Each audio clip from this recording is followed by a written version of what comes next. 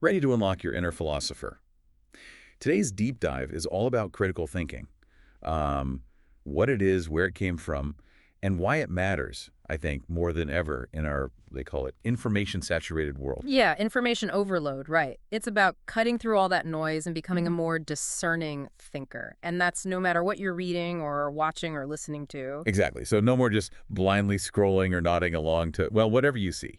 This deep dive is about arming you with the tools to analyze information and then, form your own conclusions. Right. And where better to start than ancient Greece with, like, the OG critical thinker himself, Socrates. Ah, Socrates, the philosopher who, and this is wild, famously never wrote anything down, but even without writing anything down, still managed to turn conventional wisdom on its head. It's almost like he knew that the very best ideas come from, conversation to date, not just from lectures. Yeah, absolutely. He was all about asking questions, like constantly challenging assumptions, especially those coming from people in positions of authority. Socrates really believed that true knowledge came from questioning and dissecting and really getting to the core of an issue. Which truly makes sense when you think about the word critical itself. Right. It implies judgment, discernment, like a critic would, like, evaluate a performance or something. You got it. You got it. The word critical actually comes from, get this, the Greek word kritikos, and kritikos means basically to judge or to discern. And Socrates, I think, just embodied that spirit perfectly. If Socrates were around today, he would, I think, be giving all those clickbait headlines a serious side eye, that's for sure. Oh, I can only imagine Socrates with, like, his own late-night philosophy show. Mm. Something like Socrates Skewers Sophists. Oh, absolutely. But in all seriousness, Socrates highlighted a timeless truth. Just because someone, hold a position of power, it doesn't mean that they have a monopoly on knowledge or truth. Which was a pretty radical idea back then. Yeah. And honestly, it still kind of makes you stop and think even today. Absolutely. One of his most famous quotes, and I'm sure some people have heard this, is, "The unexamined life is not worth living." Basically what he was saying there is, don't just accept things at face value. Like, actually think for yourself. Yeah. He was basically the original thought influencer, I guess you could say. Lives. I like that. That's good. But moving on from ancient Greece, let's fast forward a bit through the Roman Empire, the Middle Ages, all that, and land in the early 20th century with another, I think, pretty influential figure in the world of critical thinking, John Dewey. Wait, John Dewey, place the name for me. What's his, claim to fame in this whole critical thinking thing? Yeah. So Dewey, he really put critical thinking on the map in the field of education. You see, he saw it as this active, disciplined process of analyzing information, not just passively absorbing it like a sponge or something. Which is more important than ever these days, don't you think? I mean, we are bombarded with information, social media, news feeds, you name it. It's overwhelming. Oh, it absolutely is. And Dewey, he recognized that, simply memorizing a bunch of facts wasn't enough to really prepare students for that kind of world. He believed that education should be about cultivating the ability to think critically, to analyze information, to solve problems. And those are skills that, well, we need them not just in the classroom, but also in life. It's like that saying, what is it? Give a man a fish and you feed him for a day. Teach a man to fish and you feed him for a lifetime. Only in this case, it's teach a man to think critically and he can navigate a world overflowing with information, right? Exactly. It's about, empowering yourself to be an independent thinker. And actually, while we're talking about the development of critical thinking as like a concept, there's a fun fact I came across that you might find kind of interesting. Hit me with it.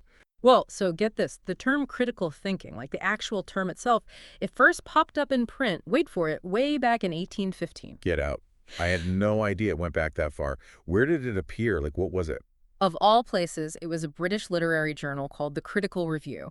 At that time, it was mainly used in the context of analyzing literature. Like if you were going to dissect a poem or a play or something. Which makes sense. You really have to engage those critical thinking muscles to fully understand what's going on in a dense piece of literature.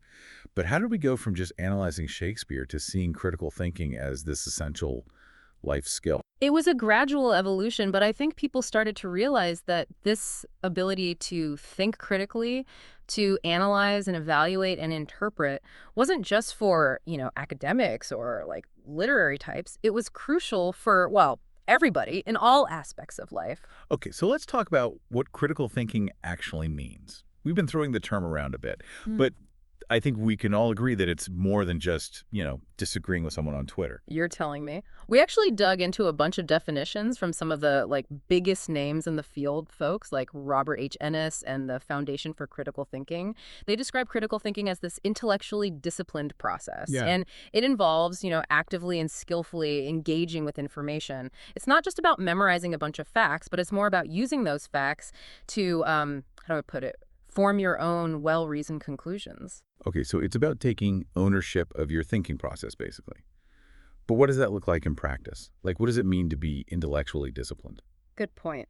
It's about not just going with your gut reaction or automatically believing, everything you see or hear.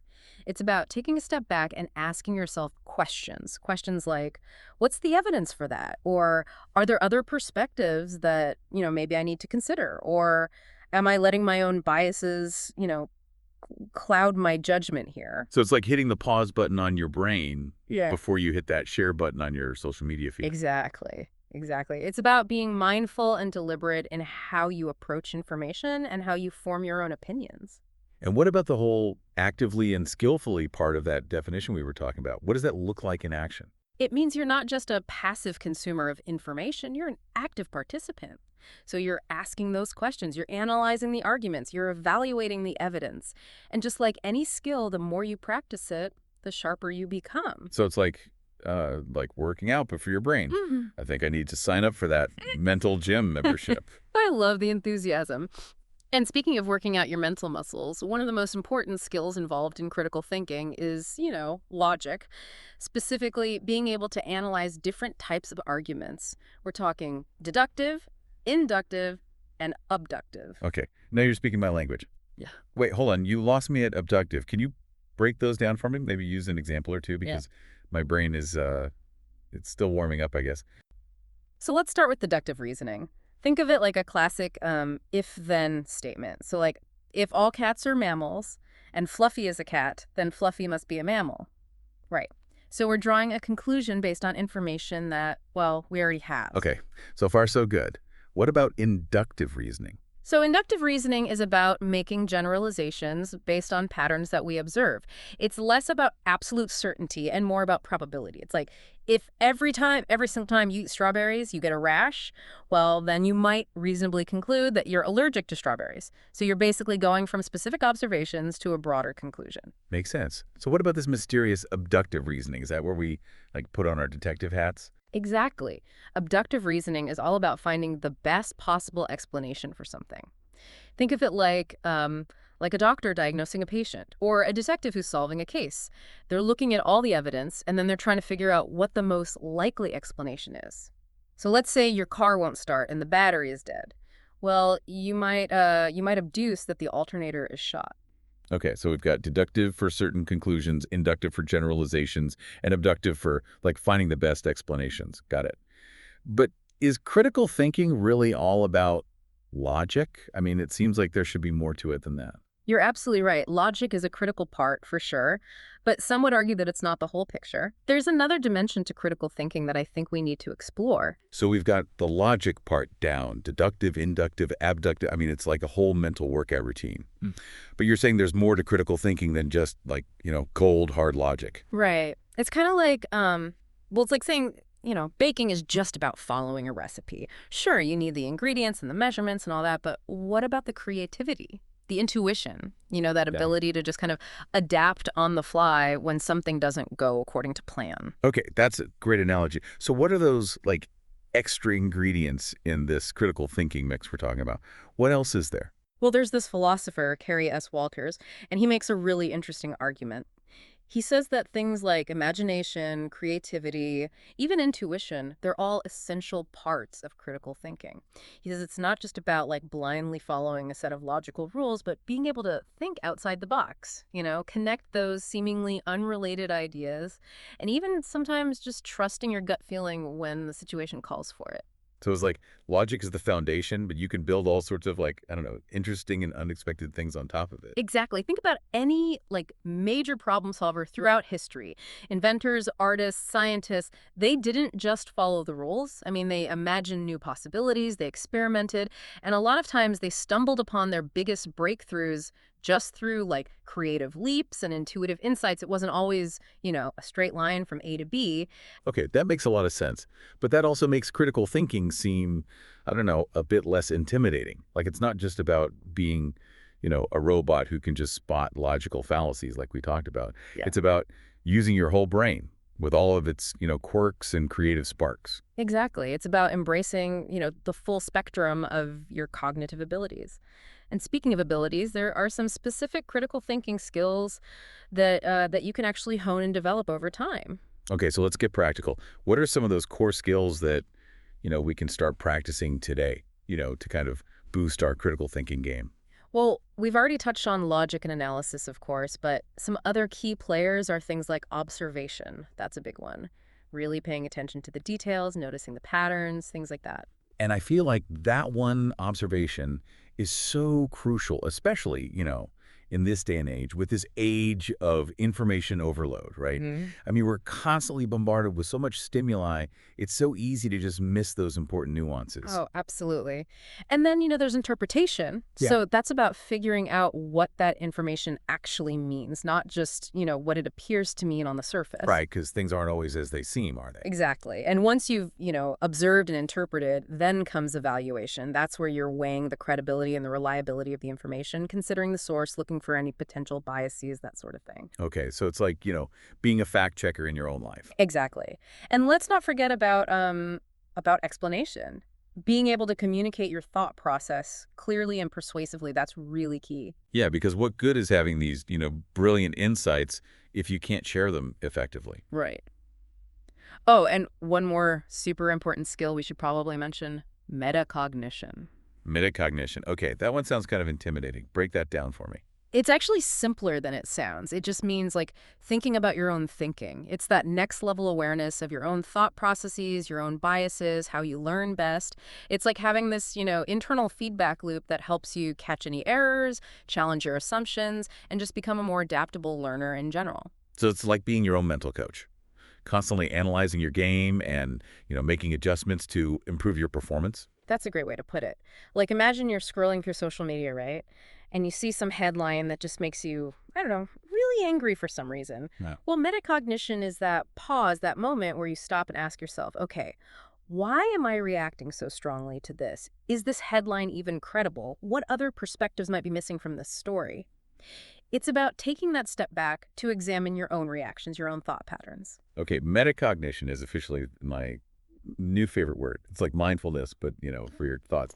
So we've got this whole toolbox of skills now. Yeah. Observation, interpretation, evaluation, explanation, metacognition.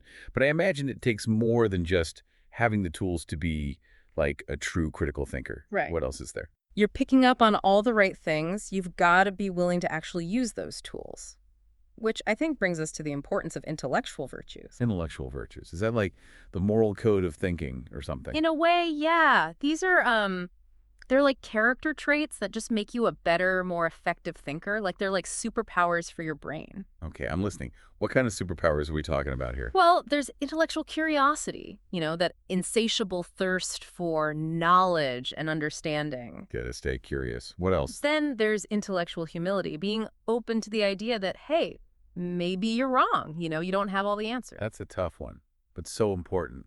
Oh, it really is. And we can't forget about intellectual courage. That's the willingness to consider ideas that maybe challenge your own, even if they make you uncomfortable. Because sometimes the truth hurts, but it also, sets you free. Mm. Okay, this is all great, but I think it's time to address the elephant in the room, or maybe the thought bubble in our heads or something.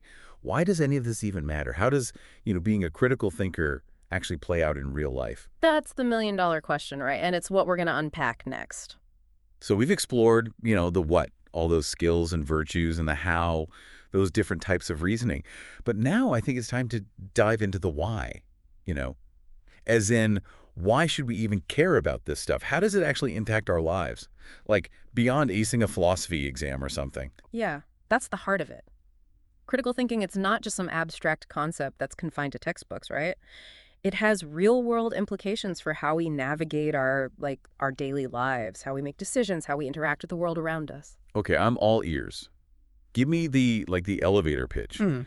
How does critical thinking translate into, real-life benefits? Well, for one thing, it helps us become more discerning consumers of information.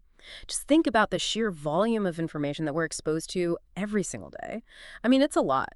News articles, social media posts, advertisements, it's like drinking from a fire hose. Critical thinking gives us the ability to kind of filter through all of that, to, identify biases, evaluate sources, and then ultimately decide, okay, what do I actually believe and how should I act based on, what I believe. Well, it's like having a built-in BS detector. Exactly. It helps us separate fact from fiction, logic from emotional manipulation. It helps us form our own well-informed opinions. Which is more important than ever these days, I think. Yeah. Especially in today's world, right, where misinformation can just spread like wildfire online. Oh, absolutely. But it goes beyond just, navigating this world of information. Critical thinking, it also helps us make better decisions in all aspects of life, really, big and small. Give me an example. Like, how can critical thinking help me decide, let's say, what kind of car to buy? Okay, so instead of just, going with your gut on that car, or maybe being swayed by like a flashy ad you saw on TV or something, critical thinking would encourage you to actually do your research. Like really think about, what are my needs? What's my budget? Then read reviews, compare different models, and then ultimately make a reasoned decision based on, the evidence that you've gathered. So it's about, like, taking the emotion out of it, using logic and reason to guide your choices. I wouldn't say we have to remove emotion entirely, but it's more about, I think, not letting our emotions completely dictate our decisions. It's about finding that balance between your head and your heart. Okay, that makes sense. Yeah. And I imagine those critical thinking muscles, they probably come in pretty handy when it comes to, problem solving too. Absolutely. So whether you're facing a challenge at work, in your personal life, or even, just trying to assemble a piece of IKEA furniture, critical thinking can help you break down that problem, analyze it from different angles, brainstorm potential solutions, and then, of course, evaluate how effective those solutions might actually be. It's really about approaching challenges in a more, I don't know, structured and logical way. So it's like having this, I don't know, like mental toolkit. And it's full of different strategies to help you navigate pretty much any obstacle that comes your way. I like that. And, it's not just information, decisions, and problems. Critical thinking, it can even help us become more effective communicators. Okay, now I'm really intrigued. Explain that one to me. Sure. So when you're a critical thinker, you're naturally more inclined to think through your arguments carefully, you know, anticipate what the counter arguments might be, and then present your ideas in a really clear and persuasive manner.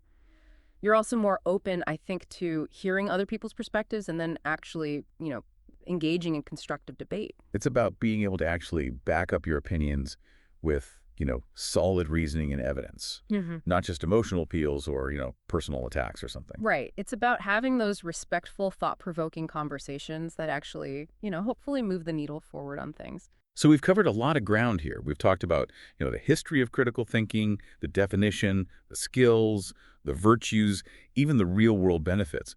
So is there, I don't know, any final thought you want to leave our listeners with as they, kind of embark on their own critical thinking journeys? What would you leave them with?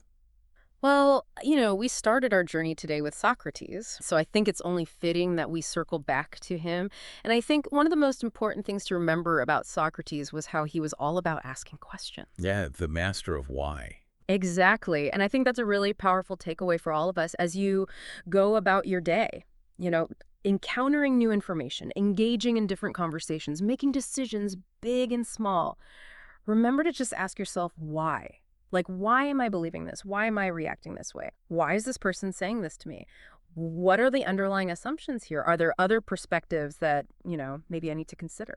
That's such a simple challenge, but it's also really profound when you think about it, right? Yeah. It's not about being like a cynical skeptic. It's not about questioning absolutely everything. It's more about cultivating, I think, that healthy sense of curiosity and intellectual humility that we talked about. Yeah, it's exactly that. And honestly, the more you practice that habit of questioning, just asking why about things, the sharper your critical thinking skills will become. It's a lifelong journey of, learning and growth. It really is. Well, this has been an incredible deep dive, I got to say. I feel like I've gained a whole new appreciation for, the power of critical thinking and how important it really is. It's been a pleasure exploring these ideas with you.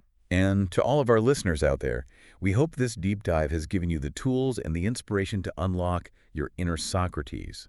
And just remember, critical thinking, it's an ongoing process. It's not a destination.